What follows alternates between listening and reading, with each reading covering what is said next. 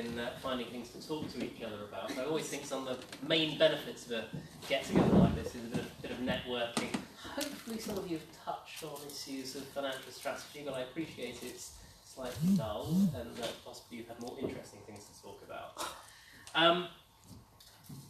We'll come back to financial strategy and thinking about that through a course of the next few things that we're going to talk about. So, financial management tools. And this, based on some conversations that I had in the break, is it's necessary to start thinking about what you're trying to achieve with your financial management tools, because there are lots of different things that people want to achieve. Some people will be looking to understand their organisation, make prudent decisions, decide how to grow. A lot of you may be looking for information that will help support grant applications. Others will be looking in due course to, particularly for those of you on the kick side, to expand, and may need expansion capital for that. Each of these requires slightly different things. But the key, the essence of what you need is all the same. It's how do I understand what I'm doing, how do I understand what I want to do, and where's my bridge between them? It's also not something that's static. It's something that is constantly evolving in response to actual experience. Well, actually, we didn't win that contract, or we haven't got so many people using our services, or the council has said that no, they're not going to play an inflationary increase this year because, well, because. And you need to be able to understand, hopefully rapidly, what the implication of that is for your organisation, and whether you need to respond and how you're going to respond. There are three main classes of tools that come out. There's budget tools. Now, what's generally meant there is you have worked out how much income you're expecting to have, how much expenditure you're going to have, and then you're going to keep track of how you're doing versus expectations. This is where I expected to make money. Has it happened? Why not? Gives you a framework to interrogate how you're doing right now and how you have been doing recently. Cash flow and other forecasting. What can I see on the near horizon, typically, that I need to know about? Oh, right, I've got actually a big contract expense coming up fairly soon. Oh, I need to buy a new bit of kit to support the services I am offering. Where's the cash coming from? Can I manage? Have I got a cash low during August and September that I need somehow to fill? That kind of forecasting helps you on a sort of quite a tactical level understand what is going on, what is going to go on, and if you need to be worried about it. Management accounts, in the broad sense, covers a whole multitude of things. It's what information do I need to set out in order that management and or trustees can look at this and make strategic decisions. What do I need to tell them? For smaller organisations, it's not so much what do I need to tell them, it's what do I need to think about. And it moves, in preparing them, it moves you from that place where, yeah, I've got a pretty good handle on what's going on. It's all in my head. I know it. Yeah, I've got this bit's coming in, that going. I know. It moves there to a more formal process that, if done correctly, helps you tease out what's going on in a more systematic way and helps avoid the biases, the unconscious biases that we all have. I don't really want to think about things. I just put that to one side. I don't really need to worry. It forces you to confront those issues when you set it out on paper.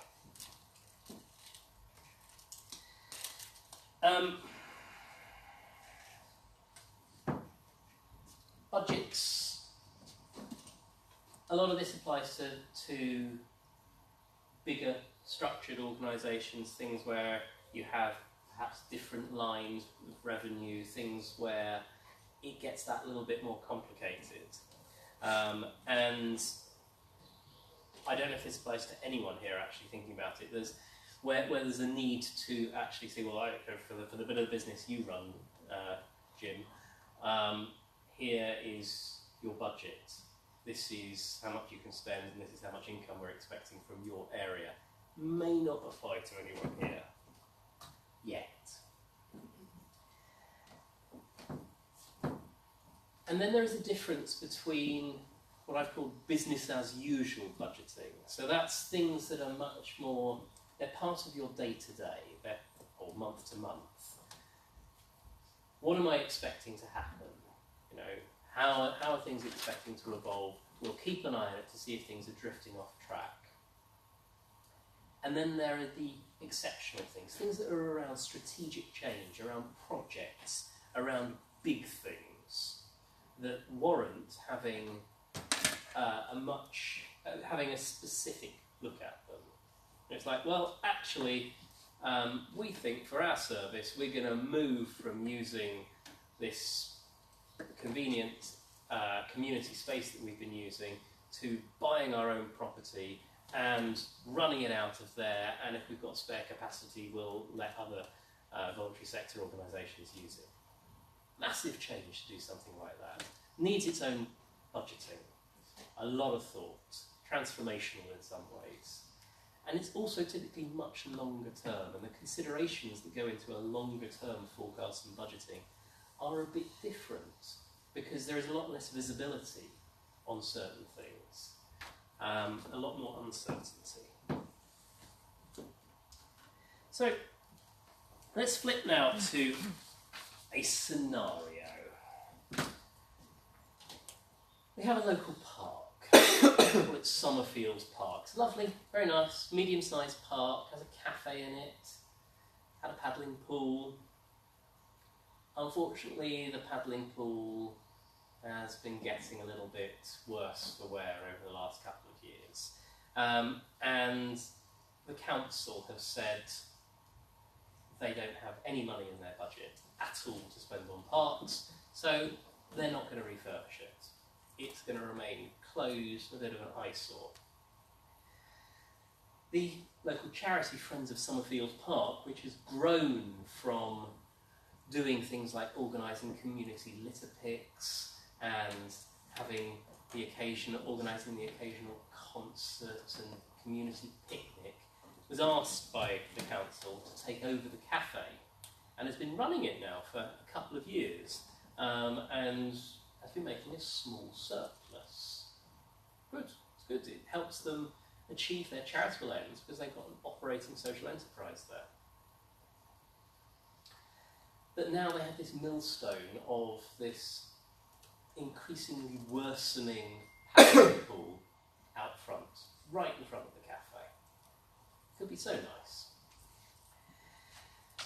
Someone on the committee has thought, let's do something here. What I've seen elsewhere is these beautiful splash parks, you know, little fountains and a sort of slightly soft tarmacy thing. The kids run through, make wonderful noise, and everyone sits around, go in and out, and it will make a great boom, create a great boom for people using the cafe, and in turn will bolster the income and mean that they can spend more on maintenance of the park.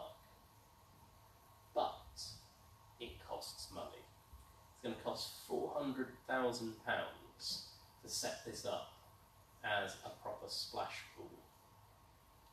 Council have said that as it's a capital spend and not a revenue spend, it comes out of a different budget and they can contribute £200,000 towards it. It's great. But there's still another £200,000. Now, the question for you is what, because I'm going to cast you all now into the role of the management, the the management board of Friends of Summerfield Park, what do you do? What do you think? Search for funders who might give you match funding. You set up a fundraising group and you crowdfund or start a target to when you want to do it. You've got to have a look at, somebody's got to do the work, it's going to take time, etc. So you need to actually fix a time when you want to have the money to get the work done. And then you've got to have repairs and maintenance of the pool going onwards and talk to the council about whether they're going to do that or whether you're going to have to do it. Before that, you've got to decide if it's a project you want to be involved in. Yes, indeed. We'll come back to that in a moment. You? I was going to say ideas are not always feasible. So for me, it would be about whether or not there's a demand for this idea, feasibility in terms of your demographic areas and those around it, because I know that's what they did for this facility. It's really about demand and looking at your age group, your population, etc. And also, customers. it doesn't say how much it's going to cost to refurbish it, so you need to find what that cost is. Is it going to be less than the 200,000 that the council want to put towards converting it? Approach local businesses. They might be connected. They might know a man who knows a man who knows a refurbished person. You know. They might. So, what I'm going to suggest that is coming out here is that planning is key. Investigating what's likely to happen in different scenarios is important. So we've got effectively 3 scenarios in front of us. Do nothing, refurbish the existing pool, convert to a splash pool. And as a responsible management board, you're going to do all of those things. You're going to look at all of those things. Feasibility studies, demands, absolutely. Do people really want this, or is it just because you're the Friends of Summerfield Park and this is your issue that you think people want it? And then there's another big assumption in there that many more people will start to use your cafe. Will they? How do you know that? And does it bring spending clientele? Does it bring people who will come and use the paddling pool and use all your outdoor tables and bring their own food and drink with them? Absolutely unclear. So I think the point here really is, if you're going to embark, so there is the question, which of these strategic alternatives do you embark upon, and what does it start to look like from a financial perspective? Because these questions are largely financial. What does it cost? Not just to do, but also to maintain. Maintaining a paddling pool is a lot more expensive actually than maintaining a splash pool, because you need to chlorinate the water and things like that. You need fresh water and recycle it with a splash pool much more. So there's all sorts of considerations about running costs, maintenance costs, conversion costs, on the income side. What does it really do? And because we are all working in an area where we aspire to create social impact, what is the impact actually going to be? Here the thesis is that it will create impact indirectly by producing ultimately a surplus for the Friends of Summerfield Park that they can spend on whatever is necessary for the park, and perhaps directly by creating enjoyment and a destination and potentially arguments around community cohesion from the direct use of either paddling pool or splash pool. So all of these are considerations that should go into your planning. And this is just another way of saying this planning, this is budgeting, planning, budgeting. It all comes down to the same thing. What are the right questions to ask? And you've come up with, collectively, a lot of the right questions to ask. And I'm sure if you were actually doing this, as you started to talk to people, someone would say, well, actually, let's go and find another park nearby that has a pool or a paddling pool or a splash pool. Let's go and speak to them, find out what is involved in reality, if there are things we haven't thought about.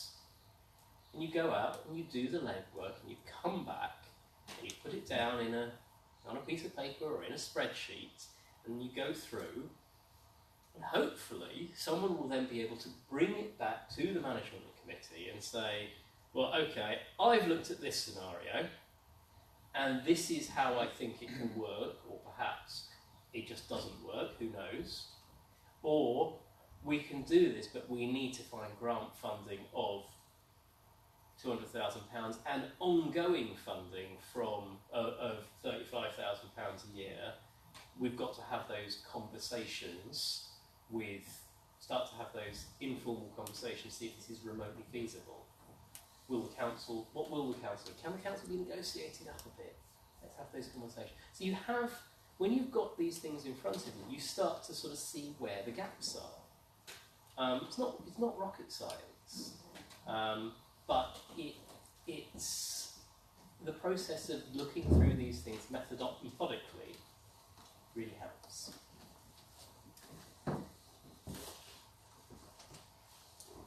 I'm not even going to talk to that.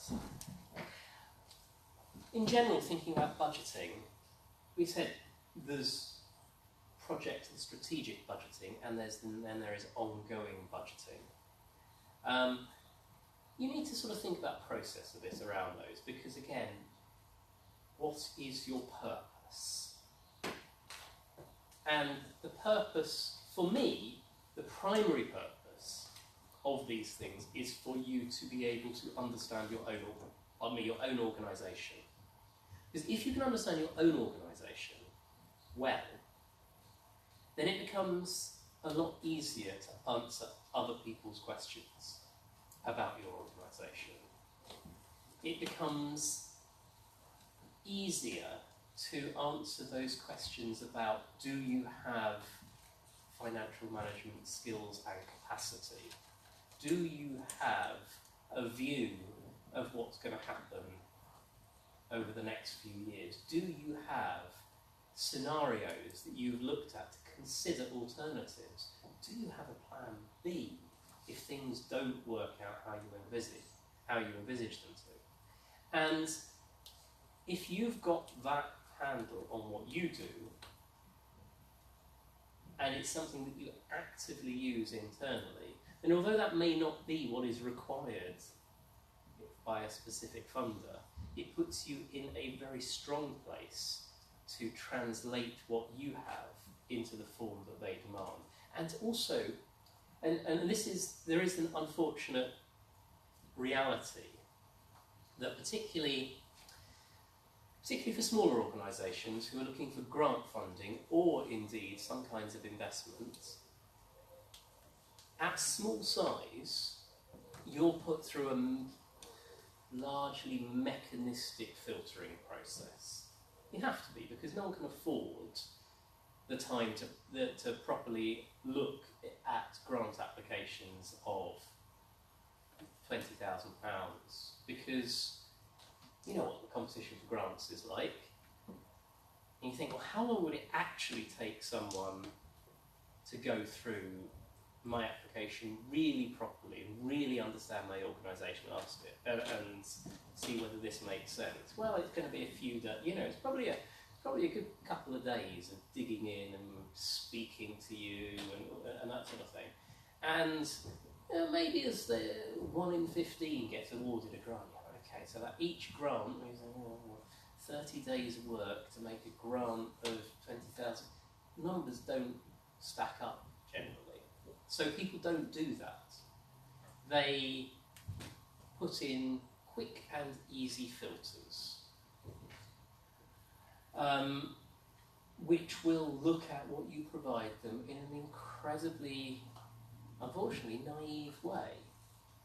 And you have to be alive to that. You have to just temporarily set aside your understanding of what you do and your passion for why you do it and why you know it is the best thing to do and why you know that this grant maker should give you money, and just try to step for a moment into their shoes and think, okay, this is going to go in front of someone who is going to see 15 of these today and needs to pick one. How do I make their job easier? How do I answer the questions that they want answered? And there is no magic answer there. It is obviously helpful if you can get examples of ones that have succeeded in the past. And many organisations will be willing to share those with you if you ask for them. If not, many of your peers will be willing to share. And ordinarily, grant-making organisations and other funders will publish lists of people who have successfully applied. It's a very communally spirited area that we work in. Oftentimes, if you're not in direct competition, which is quite easy geographically, people will take a call, and you ask nicely, you will often go, yeah, of course we can show you what we submitted. This was a winning bid. People will do that just for asking. It's not hard. Doesn't always work, but it's certainly worth a cold call or two. And I think the other thing is that there's often space when you understand what's going on in your organisation. You're being asked irrelevant questions to just sort of note that it's irrelevant, put down what is needed to get past that. And that may be, it's like the one section you put zeros in and doesn't apply, and there's space for you to say why it doesn't apply. That's fine, if you think it's not going to get you automatically tossed in the bin. So there is a bit of understanding of the psychology in terms of making that stuff work, making it successful. But it's for organisations that understand themselves, that aspect is not rocket science. The hard bit is when there are all the things that you just don't get told. It's like, well, no, actually, of course we wanted you to tell us about this. We just didn't put it on the form. You don't find out about those things unless you speak to people, speak to the organisations who have been successful. There are plenty of fundraising consultants out there. They are not cheap. You've got to take a strategic view as to whether it's worth engaging people who have that specific knowledge. Some will do it on effectively on a no-win, no-fee basis, less so at small grant size.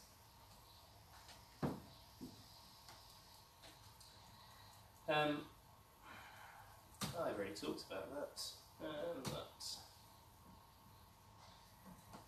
For those of you who have never seen a budget in operation, an operational budget, normally what happens is on a monthly basis, quarterly basis, you see people saying, having these kind of headings. This is how much money we expected to make or spend this month. This is it year to date. This is for the whole year. This is year to date, and this is the actual to date, actual this month, and then the variance. How much has it changed? Sometimes it's about doing what is convenient and operationally useful.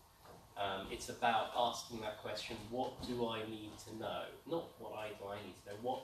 What does whoever it's going to? What does the trustee board? What does the management need to see? And again, for the smaller organisations, what should I be thinking about? What do I want to? What is this going to surface that I might not be conscious of until it's put in front of me? I put it in front of myself.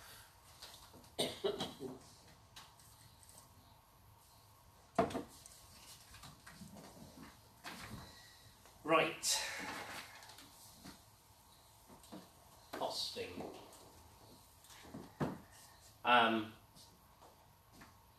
A big issue for those of you who offer, well, probably for all of you, offering products or services is knowing how much to charge for them.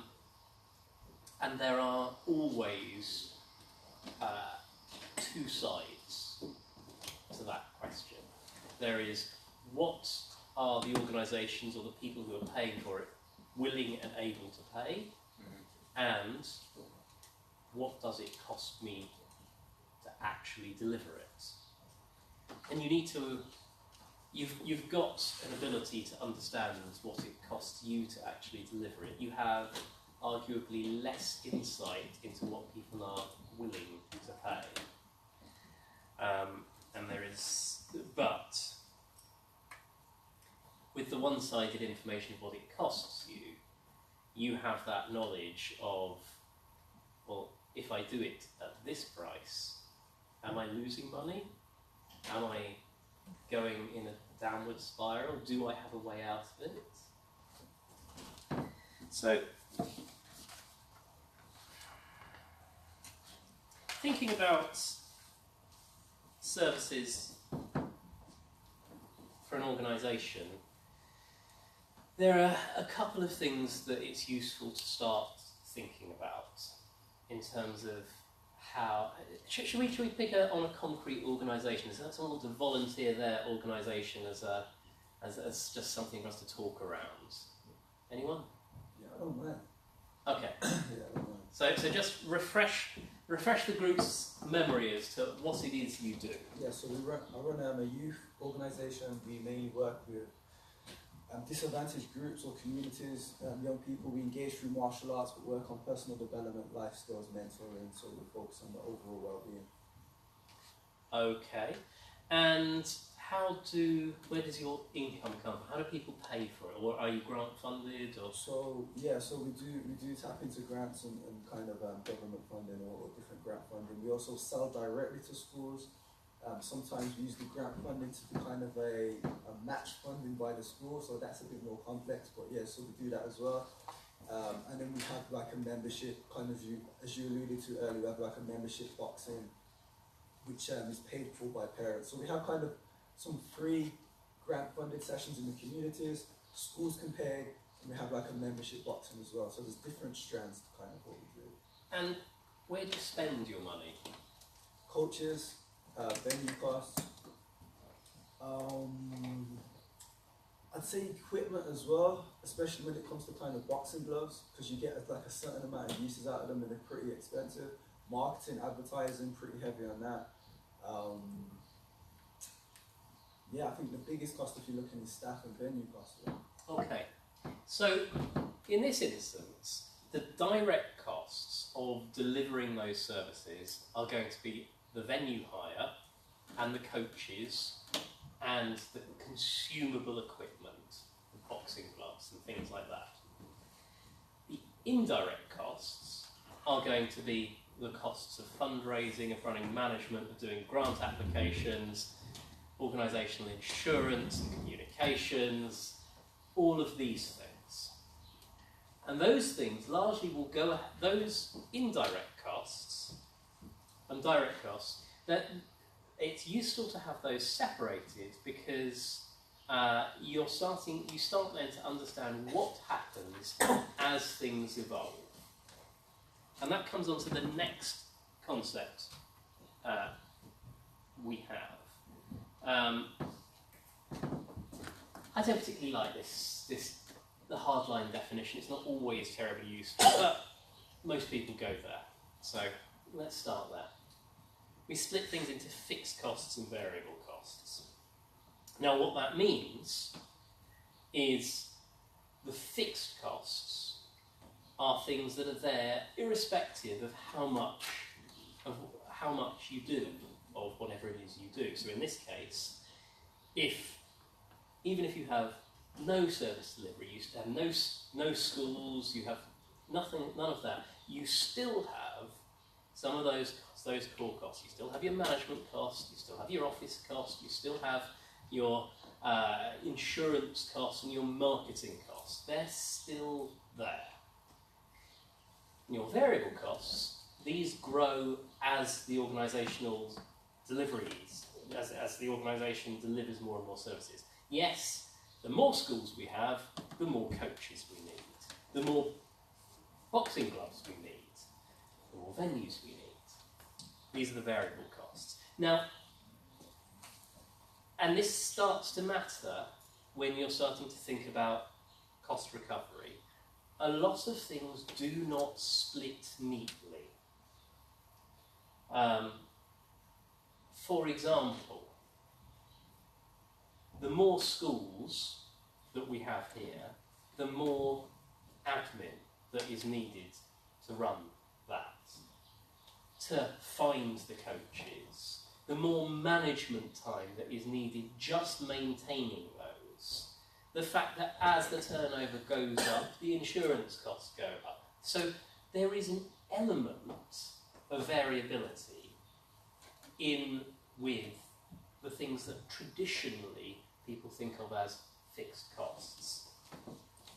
And when you're thinking about actually costing out a service, having that understanding of being just a little bit more thoughtful about how much of your costs are genuinely fixed and how much of them are genuinely variable is quite useful. And one of the ways I start to think about it is like, well, let's say we suddenly took on a large number of extra things. I don't know what to say. So another 10 schools, let's say. What would that do to my costs? And you'd go down and you think, well, these are the obvious ones. We know these previous variable costs. But let's think about what it does to my fixed costs, my supposedly fixed costs, and actually test that assumption of, are these really fixed? Or will I be spending more there? And some of them you'll be like, well, the administrator can probably manage up to 35 schools, but after that we'll be thinking about getting a second part-time. And then you think, well actually, that's told me the answer there, that there is a significant variable component there. Okay, well let's disaggregate those. And we'll say, actually, baseline, a third of my administrator's salary is genuinely fixed, and the rest actually is a variable cost. Reality does come in around the margin because,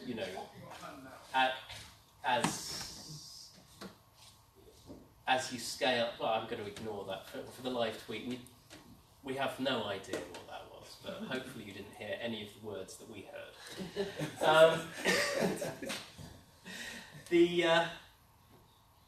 As we go on thinking like that, there are bits at the edges.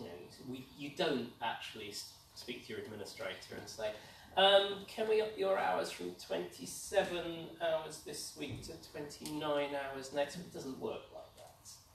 And so you've got to use a bit of, you've got to be sensible about how you do this, and understand that things won't exactly add up because some costs don't. They come in lumps. But that doesn't mean you shouldn't actually make that beginnings of an attempt to do that.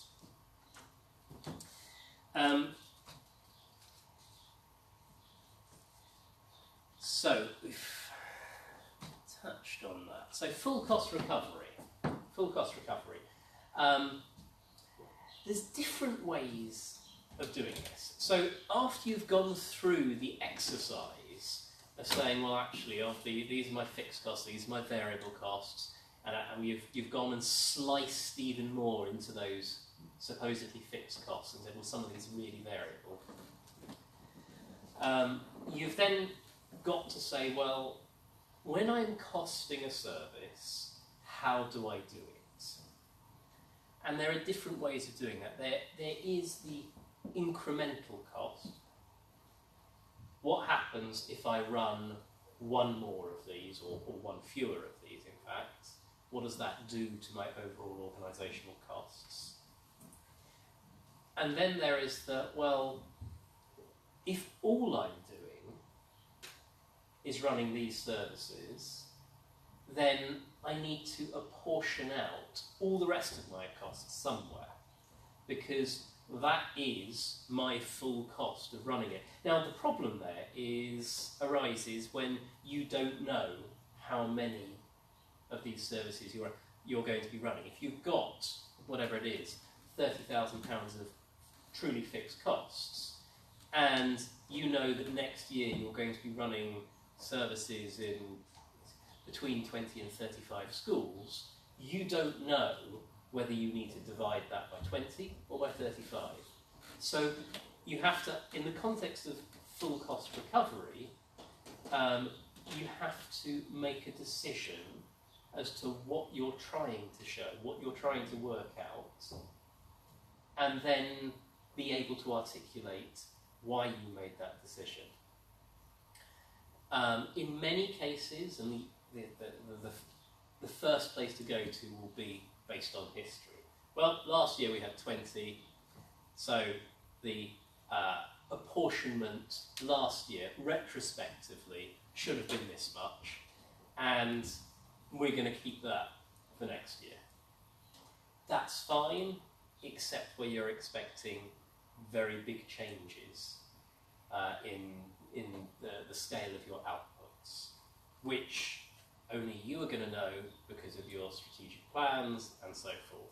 Or in the context of an application, you will know if we are successful with this application, then this is where we will be. So there's no, I say there's no special magic, that's too glib.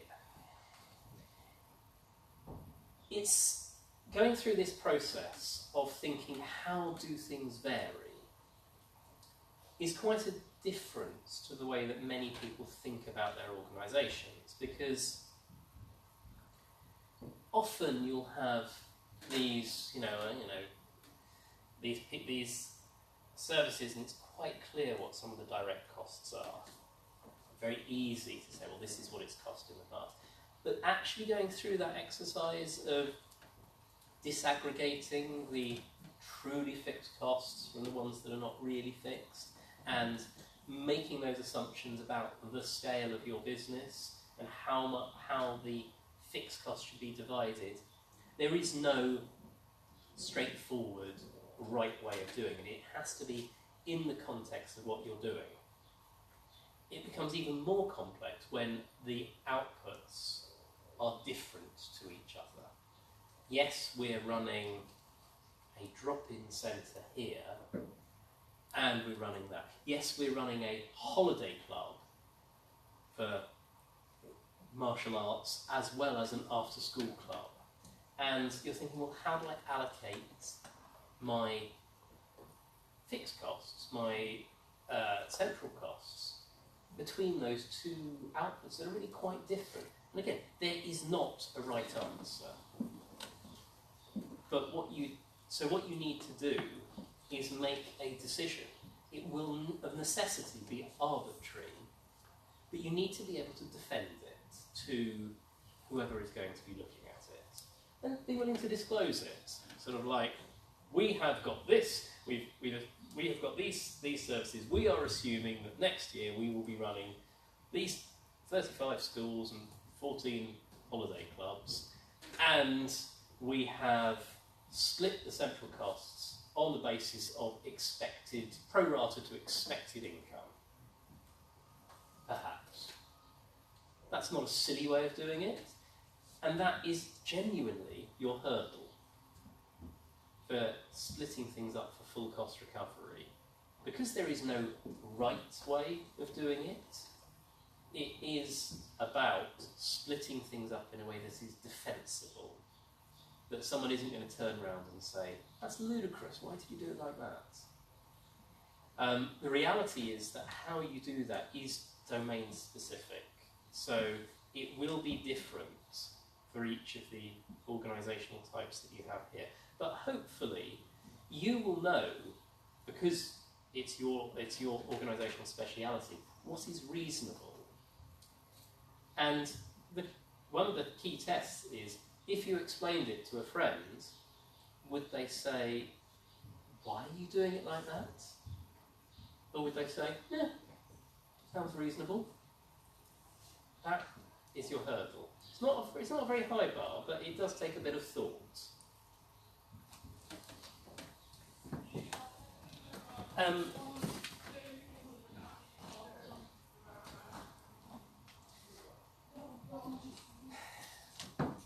Why does it matter? Well, it helps. I've seen many organisations where they've never gone through this exercise and they have aspirations to scale and have no idea really about what even the indirect costs are, because they've never had to go through that. And a lot of the way that some tendering processes work is set up to lead you down that way, because it enables commissioners to get things on cheap. Because it forces you to provide a hidden subsidy. If you have core costs, if you have these things I talked about, the things that are fixed costs that aren't really, the things that are truly variable, and you've not costed those in when you've responded to an ITT, when you've responded, let's say, to an invitation to tender from a council, then you've got a problem. You are de facto subsidising the delivery of that service. And you ultimately, whether it's this year or next year, will need to find that income elsewhere if you can't get it on that contract.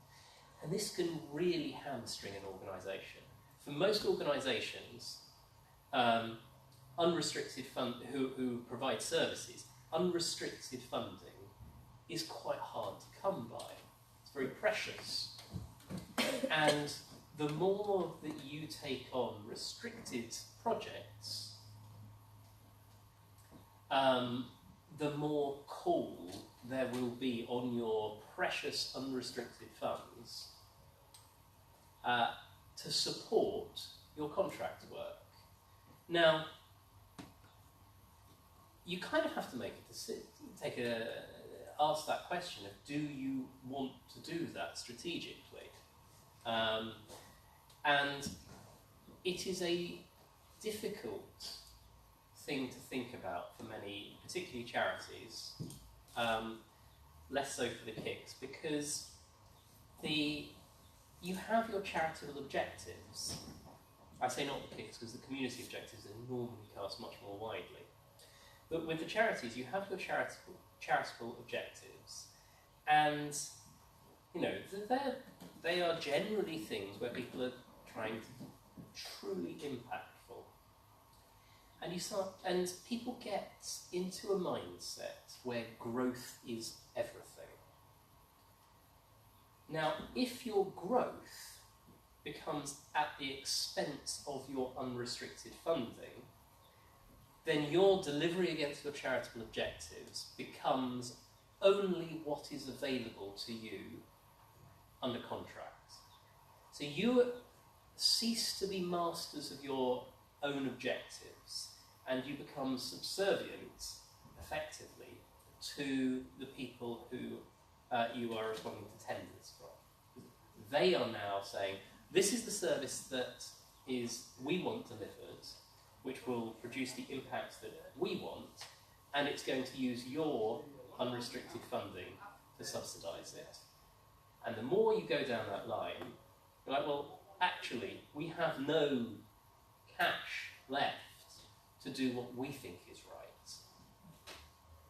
So it is a genuine strategic dilemma for some organisations, because we are sort of trained to believe that growth is always good. You may be giving something up there. It's always good to go back and review your core business, what's your core purpose, It is. and whether or not you need to change that, because that can change. It is, and as a trend across the sector, there has been very much the case that actually a lot of what had traditionally been traditional charities have actually become service delivery organisations for the local authority. And in doing so, yes, they may well have expanded and taken on staff and be doing a lot more, but they're not doing necessarily what they think is right, or it's constrained by what it is that they can persuade the local authority that they should be doing, or they can get in alongside whatever it is they've been asked to deliver. So what am I saying here is understanding the full cost recovery. Understanding full cost is important strategically. Full cost recovery, of course, is then saying to a commissioning organisation, this is what it costs us to deliver. Beyond the direct costs, there are these other costs. And whether you manage to negotiate with them to actually get that money is another question. But at least you, and indeed they, will understand what it costs, so that there is an understanding of whether there is that subsidy or not. And it may be that you expect to make a surplus, but it's all about understanding at a strategic level what it means if you are genuinely making a surplus, or if you're just making a surplus over your direct costs, and really that so-called surplus is being swallowed up in additional central costs. Anyone have any questions on that? Because I think it's quite important. No? Good. Either that was clear enough or I bored you all to sleep.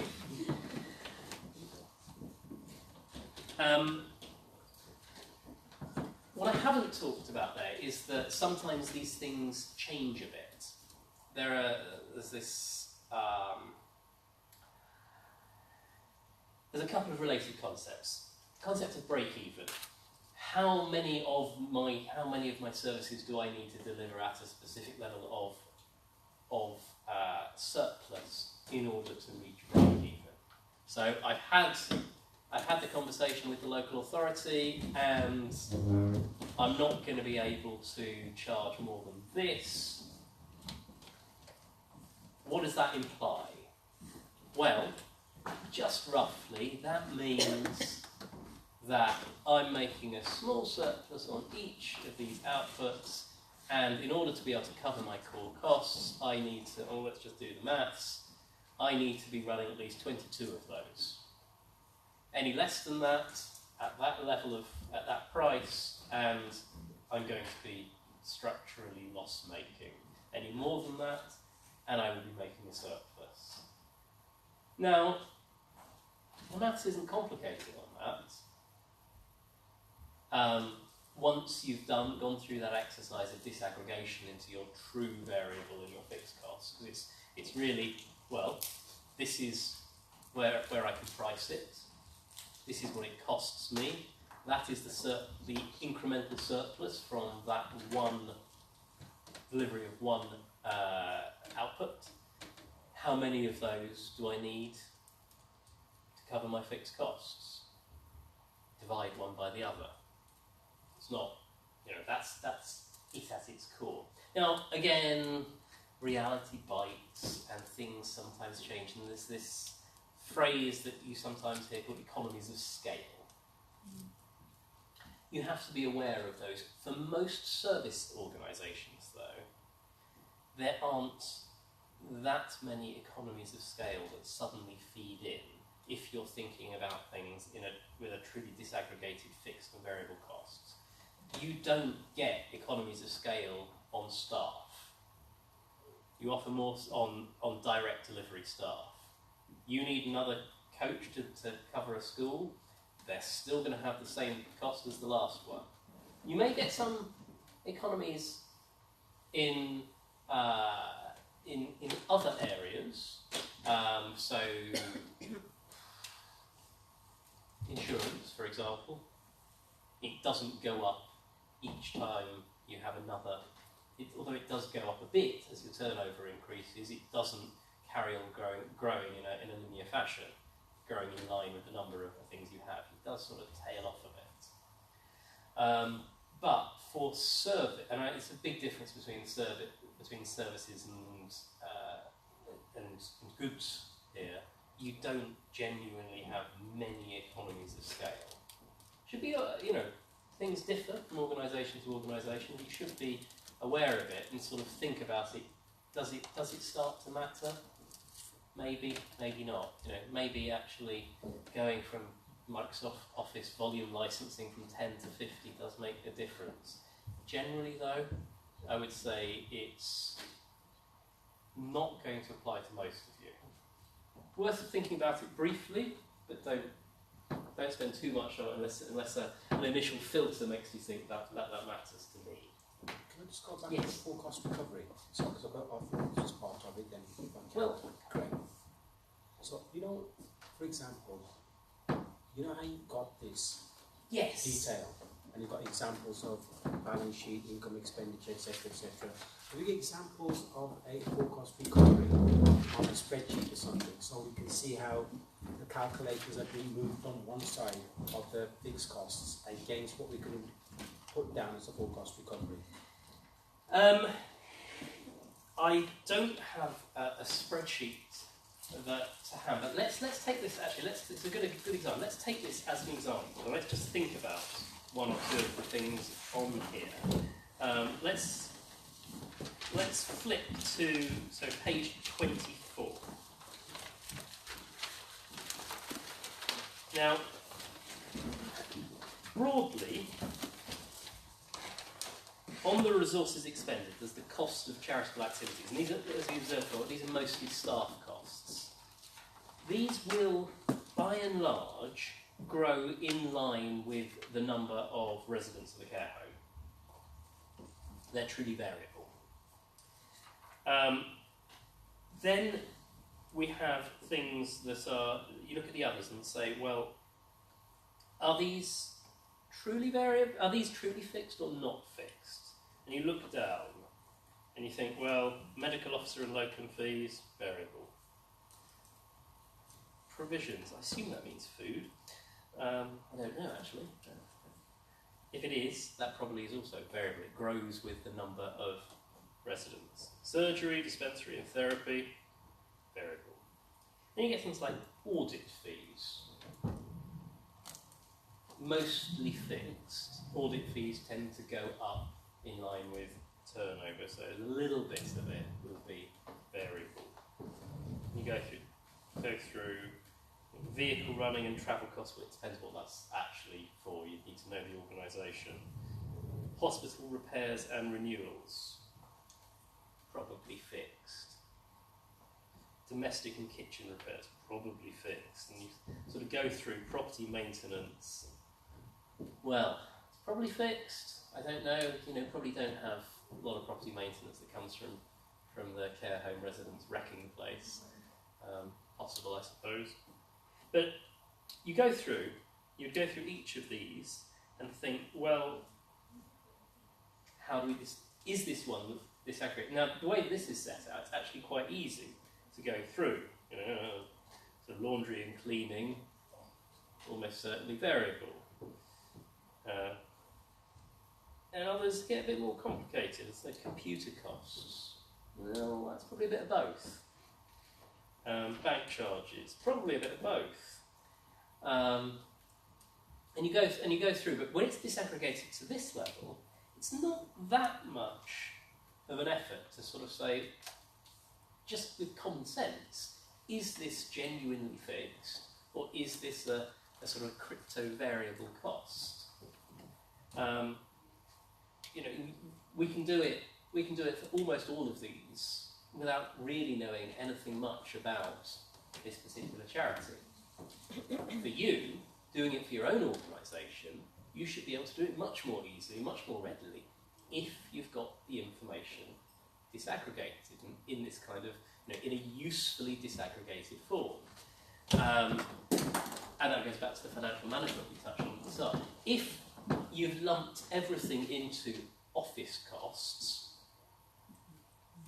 who knows? Could be anything. Fixed, variable, not a clue. So this is one of the purposes of what we were talking about before, about the financial management, about having the systems and processes in place from day one, ideally for the startups, or as soon as possible, to say, well, actually, what is this? How are we going to record it? Because in the back of your mind, there is, at some point in the future, I might want to understand it. I don't know in advance how I'm going to want to slice and dice it.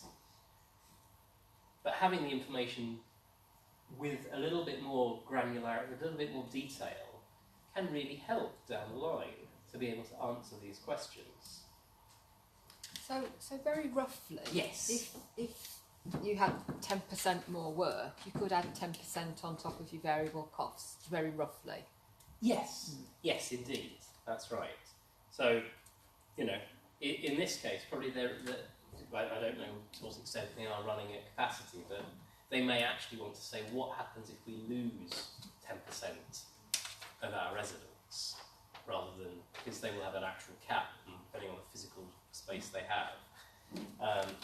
You can always lose residents. What will happen then? And then they could do scenario planning around that, because they could say, well, this is going to be the expected change in our income, because they have that disaggregated as well, and this is going to be the expected change in our costs.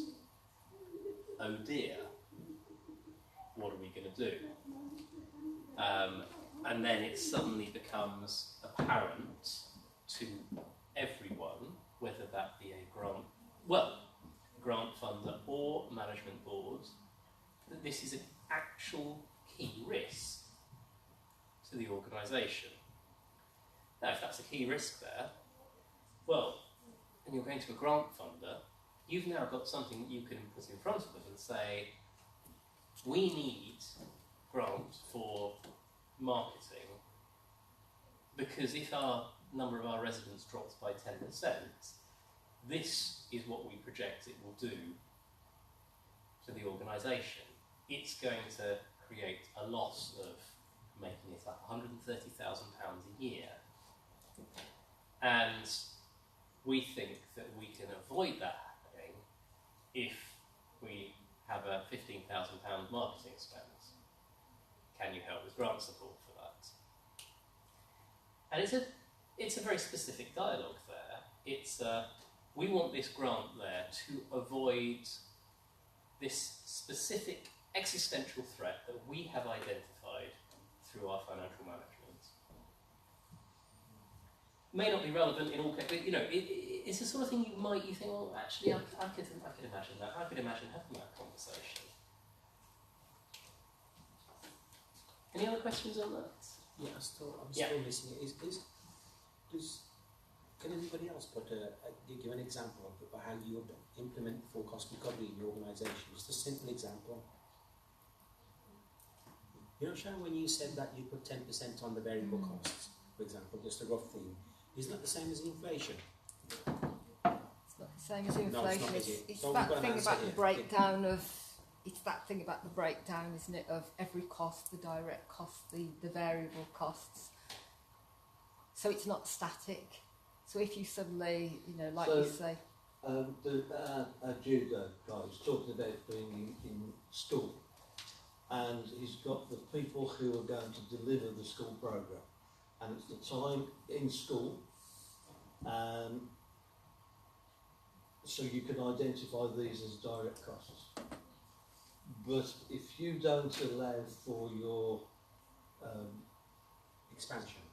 no, your other costs, the cost of driving to the school, the cost of discussing with schools, can we deliver this programme? These are the add-on things that you need to put a proportion into your direct cost. The guy who's in school, you've got to put an extra, and you can say, it's going to cost me so much an hour, but then you need your add-on to give you your full cost recovery. So what we're saying essentially here is that the planning and the preparation for that to happen, you can put that down as a cost. Yeah. Essentially, that's what we're saying, isn't Yeah, it? yeah. The full cost. That's what full cost recovery is. The cost of your time in building and preparing for that point. So it's not just what it's going to cost to deliver something, that's the delivery cost, but the full recovery cost is the work before and after. Sure. No, I get that. Now I get that. Right. That takes me on to the next question. You may not be able to answer this one. I'm just throw it to the table really. So let's say that your full cost recovery, or even half of that amount, was £5,000. Do you think the funder will give you £5,000 as startup cost? Well, that's an interesting. This is the point. If that's what you're saying, full cost recovery is. Yeah, they may or they may not, depending on who they are. But the key point is, you know. And if you have entered into that conversation with a funder and you've said the full, for me to achieve full cost recovery, I need to be selling at this price, and they say we're not paying that much because that includes a share of your direct costs, and by policy we don't, a share of your core costs, and by policy we don't fund core costs, then you are then empowered to say, as an organisation, do we want to subsidise this? You have that knowledge of my full cost to deliver is £18,000. My direct costs are only £15,000, and they're willing to spend £16,000. Do I do it or not? Now, that is a question for you as an organisation. But the part of the point is to empower you to make that, to have that information to make that decision. And there isn't a right or a wrong there. I think as well with competitive tendering, you mentioned contracts and ITT and all of that. When you're competing for a tender, you will know your real cost. You will know your full cost recovery prices, what it's really costing you. But when you get to your unit cost for a tender, you're probably going to know they're not going to pay that. They're not going to pay X pounds per hour. They're not going to. They're not going to pay. So therefore, it's important that you know your cost, but you can then make a decision about, well, I'll come in a bit lower because I know over here I might be able to subsidise that. But again, that's your decision as an organisation. And it's not. Yeah. It's also awareness that that's not sustainable if you grow, or it will become sustainable only if you grow to be this big. And it's about arming you with that information to make those. And in some cases, for some things, local authorities are willing to fund a project with a surplus. It depends on which area it is, how competitive it is.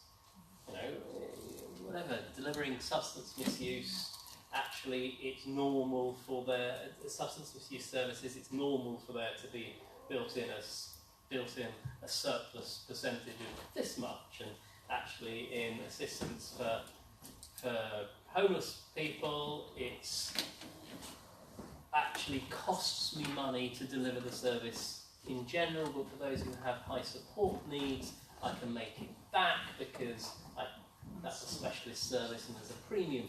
And it lets you start to have those trade-offs and to understand overall when you can, what things truly cost. When you are truly making a surplus and truly making a loss.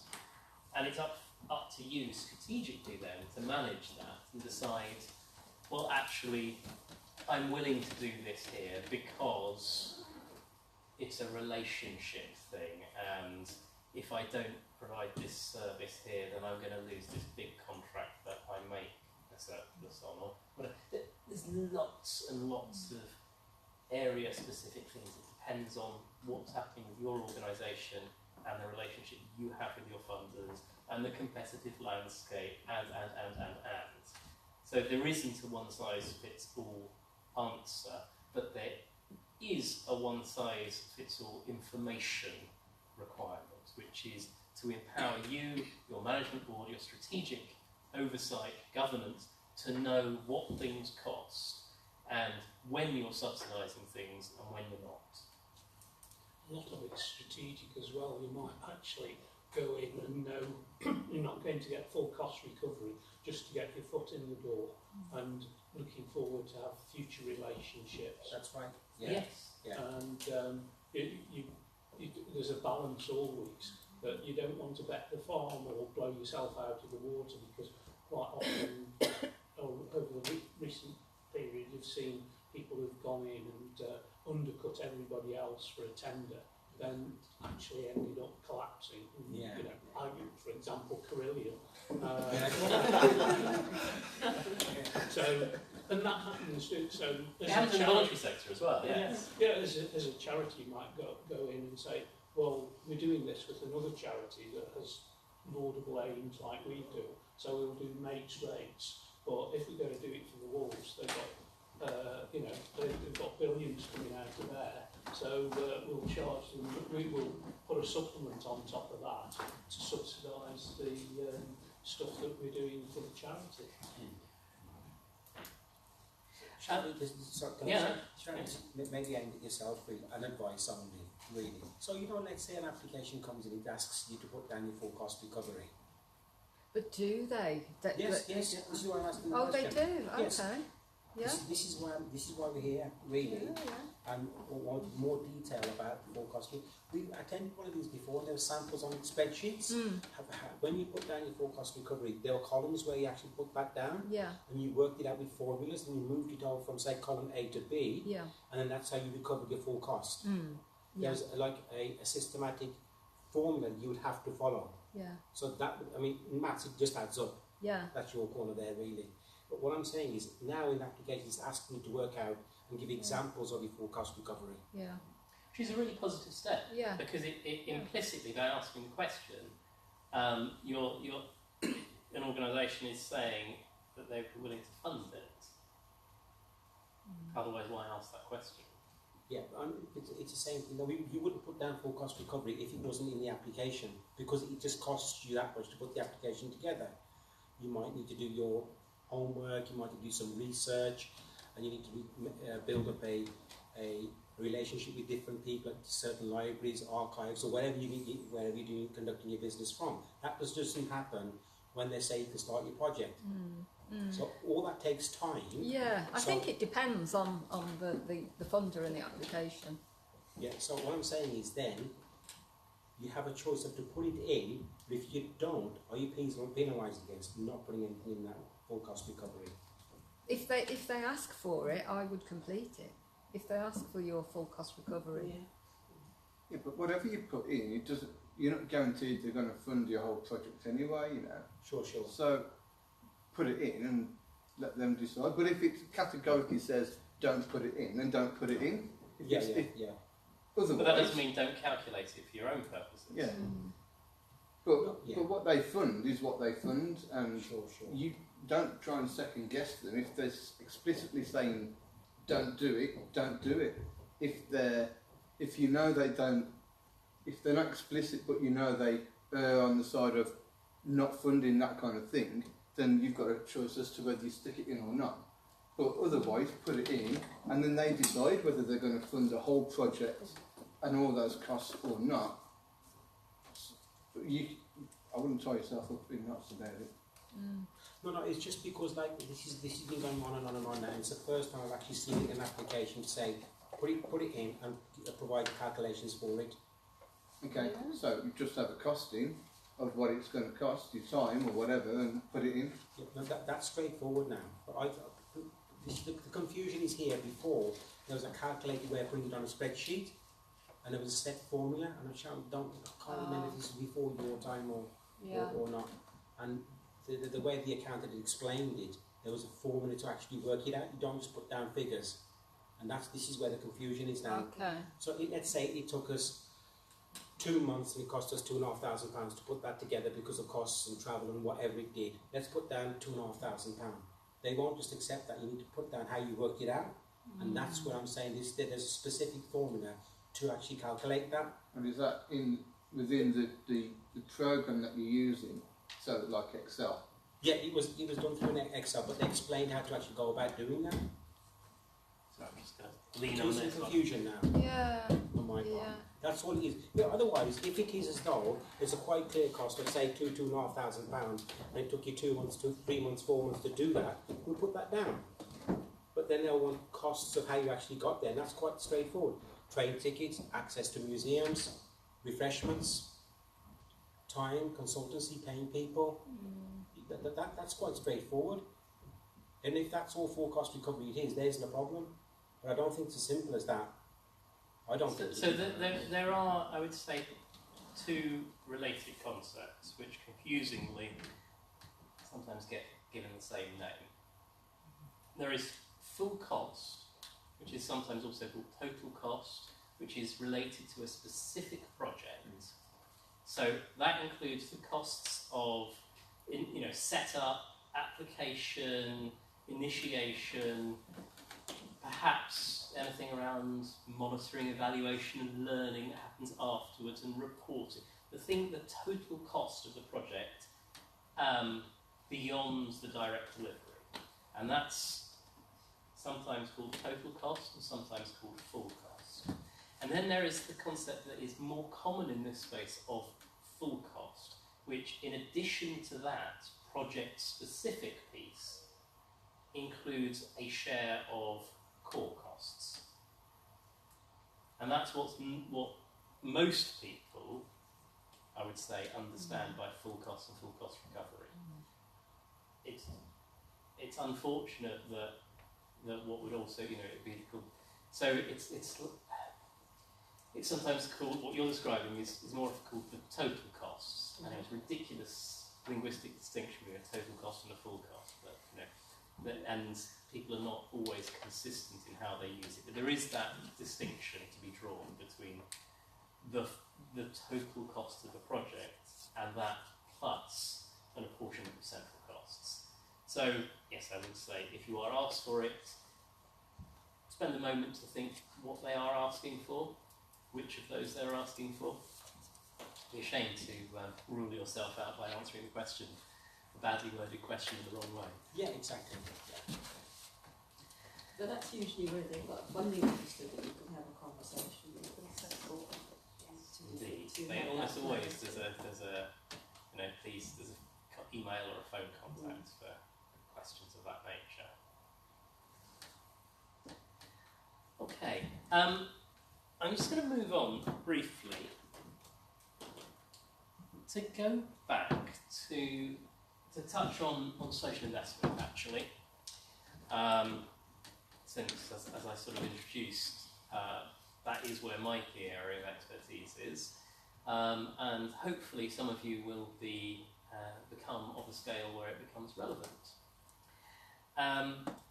So going back to our story of Friends of Summerfield Park, after doing all their investigations and planning, they decided that actually what they had originally thought of, which was convert to a splash pool, which has much lower running and maintenance costs than a paddling pool, is the option they would like to go for. And they've tried and failed going for heritage lottery money and parks money and various other grant pots that they thought they might be able to get access to. And they have resolved that instead they're going to see if they can turn to the social investment market for the missing £200,000 that they need between what the council will pay and what it will cost to get their splash pool. So I would like you now to put yourselves in the shoes of someone who has, someone or an organisation that has money. And you have been approached by the Friends of Summerfield Park and asked, would you make an investment into us? This is what we want to do. We want to convert the premises outside our cafe to a splash pool, and we believe that this will increase the income to the cafe, and we're going to be able to repay you with interest the amount that you invest in us. So just think for a moment. In that scenario, what are the questions that you would be asking of them? I know it might take a moment to put yourselves into the shoes of someone who has money to just sort of consider making a significant investment into a park cafe organisation. But let's just pretend that you've done that. I was going to say, you'd want to know the turnover of the cafe. Yeah. And how many customers? Turnover, footfall, yes. And how are you going to pay it back? So that's in the lodge, yes. How's it they're going to pay it back How out? long? How long, yes. How realistic are your projections over increased turnover, etc., etc.? Yes, absolutely. Who owns the park? Well, parks are generally in public ownership. Who owns the cafe? Who Council. runs the cafe? Yes. The council. And who's Counts. going to be their target market? What the target? Yeah. Do Yes. people want it? Do people want it? Will it really? Do we believe that there will be increased spend? These are all some of the questions that will be asked. Not all of them, though. So we sort of covered the first one. How will I get my money back? So that really is, what are the projections? Are they plausible? Have you done your homework about whether people want it to justify those? Then there's the next step. What can go wrong that would stop that happening? Well, what happens if the council decides that actually they don't want to renew the lease to the cafe? What happens if they turn around and decide that actually, now it seems to be a successful venture, they want to start charging business rates because they've been benefiting from a concession of, as a social enterprise? What else could go wrong? Well, quite a lot of things could go wrong, actually. You know, it's not that straightforward running a cafe. It's quite foreseeably we're going to have significant food price inflation at the moment, the way things are going politically. I think it's quite possible that that the usage of the park it's quite weather dependent, isn't it? So how's that going? And then the other thing I've put down here, and there are many, many more things that could go wrong, though, and it's about teasing those out. As a social investor, you're presumed not to be doing this purely because it's going to make you money, but because you actually want to create some impact. So there is articulating that. We touched on some of those things before. It's going to create a surplus for ideally, a surplus for the park. It's going to create a space where probably local parents will be able to meet and mix and have fun, as well as the children, of course. All good, positive things. But what can go wrong that would stop that happening? Well, depends on the local knowledge. Is there some? Is it the sort of park where that is likely to happen, or is it one that the reality is that it's full of groups of teens who are off-putting to other park users? Or is it that actually what could go wrong is that something happens to the splash pool that gets vandalised and all of these great aims come to naught because there's nothing in the budget to repair it and there's no insurance. So looking at the other things, does it make sense? Yeah, we've kind of talked about that. We talked about financial projections being complete, correct, and consistent. Well, I haven't really talked about that. What does that mean?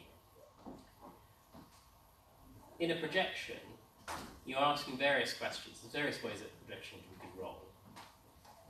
Complete. Does it have everything in there that it should do? Like, have all of the costs and incomes been identified? Is it correct?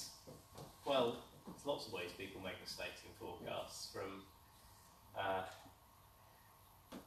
literally, I've over the years seen many ways in which people have managed to get forecasts wrong. You know, things like actually assuming that there's only 10 months in a year. I thought was a particularly good one when they were calculating monthly income. All sorts of things happen. Spreadsheet errors. Are they consistent? Is what you're seeing in the financial projections consistent with what you're being told in the business plan and the narrative? Then a really big thing, is management good enough? This is not a big organisation, this is the Friends of Summerfield Park. Now I don't know if any of you have ever had any experience with a friends group from a local park. It's not normally highly professional. It's normally people who have a particular passion about it, they live nearby, they, for whatever reason, have some time on their hands. They may not always be there. It may be that the management accountant who helped put in place the systems has now got a job and doesn't want to be a volunteer on the Friends of Summerfield Park committee. It might be that actually that rather nice elderly gentleman who had been doing an awful lot is no longer able to for health reasons. All sorts of things are possible. So is the management good enough? That's not just, so that's partly about availability, it's also partly about calibre. They're suddenly asking to take on a £200,000 loan and look after it, look after your money. Are you confident in them? Absolutely key. Are the management systems good enough? Well, we talked about financial management before. Do we think the Friends of Summerfield Park will have good financial management? Maybe. I'd want to see it. I'd want to see some evidence that they actually keep a track of things. Particularly with a cafe, it's a cash business. You know, all sorts of things happen in cash businesses like that. Governance. Is it just a group of volunteers as charity trustees? Other than the cafe staff, is anyone salaried? Is there any genuine external oversight? Does it get blurred between what the committee does on an executive basis and on a non-executive basis? Is there that bit of independence? And then, is there a plan B? What happens if the vandalism happens? What happens if the fundraising goes ahead and they don't get quite enough money? What happens if? What are the scenarios? So these are the things that the social investor will be looking at. And like the grant makers, they are genuinely sympathetic towards your aims, but they have a responsibility to steward their money for impact. And they have to be quite hard-nosed about asking these in and sort of saying, well, sorry, actually, you know, I get what you're trying to do, but I don't have faith I don't have enough faith in your ability to execute the plan. I don't have enough faith that you're still going to be here in 5 years' time to give me my money back. And these are some of the principal considerations around social investment. Now, most of you would be a way off needing or wanting that sort of thing. But as you move towards that, and it wouldn't be right for all of you anyway, some of the considerations should be, and it's not, we've done it here, it's not that hard to do. What would someone coming from the outside say about this organisation? If I had money, would I put it there? If not, why not? And there is your answer as to what needs to be fixed. Oh yes, we do have a volunteer committee, but we have a waiting list of 4 or 5 people who want to get on the committee when these people retire. Oh yes, we have thought about this. We have a quote from this insurance company. It makes a big difference in your credibility. It really does matter in that conversation that you have, because you're trying to convince someone to part with money, and they need to do a decent job of actually being sure of where it's going and what's going to happen with it. For that kind of scenario, you draw up a project plan or a business plan, and part of it should be a risk assessment, a risk register, saying these are the risks, these are how we're addressing those risks, so that you know the answers to those questions. And then anybody looking at your project or business plan will also say, oh, they seem to have looked at this. Yes, tools for the job though. Risk registers are useful, and a useful exercise for a board, particularly to actually think about what can go wrong. But like many of these tools, they can easily become tick box exercises. You know, it's like, oh, we need to have about 15 things on here, or 12 things on here, what can we think of? Or scrape the bottom of the barrel, and you end up with ridiculous scenarios sometimes.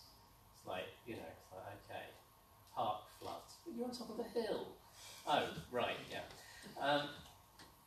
It's got to be appropriate, it's got to be thoughtful, otherwise you could end up shooting yourself in the foot by having a poor risk rate.